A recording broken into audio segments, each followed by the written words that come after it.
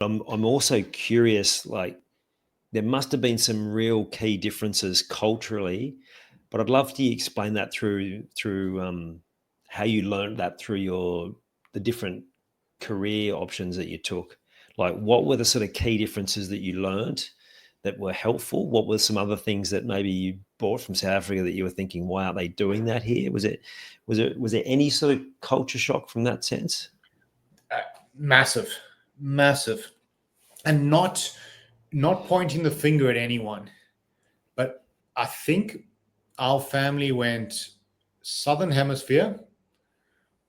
Brisbane / Gold Coast is very similar climate to Durban, Yeah. rugby and cricket. And the massive difference was not because of the difference per se, but our perception of it being so similar. Yeah, right.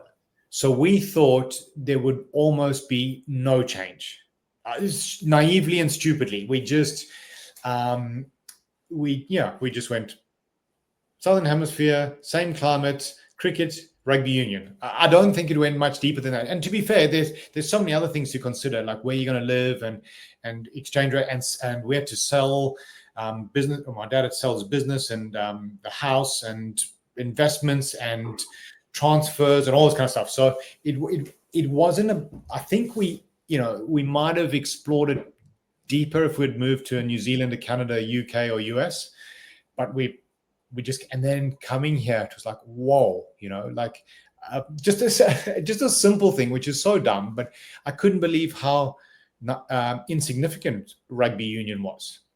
For us as South Africans and the Wallabies, Australia was huge in rugby. And you get here and you have to go back 3 pages in the sports section to find a small article about what the Reds did. That was just amazing to us. In South Africa, almost every high school is going to be playing rugby union.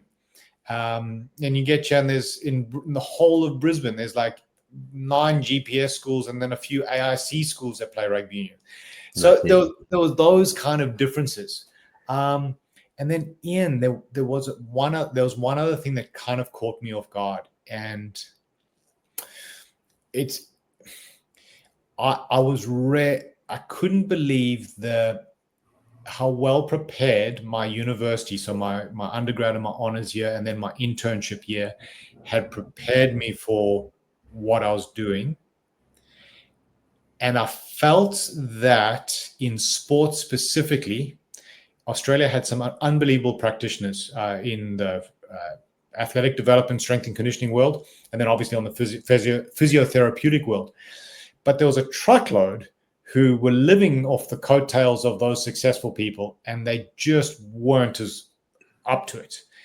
And there was this kind of cultural thing where I was like, wow, I'm actually quite well prepared for this, but the person I'm interacting with is less prepared than I am.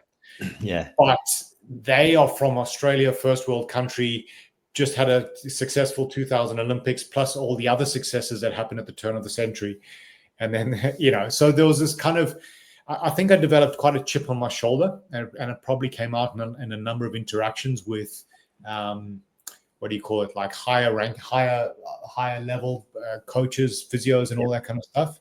And it was a frustration of mine because I felt like I'd done a lot of work and been well prepared academically and through degrees and whatever. Degree and postgrad. But I was getting shut down by someone who didn't have my knowledge.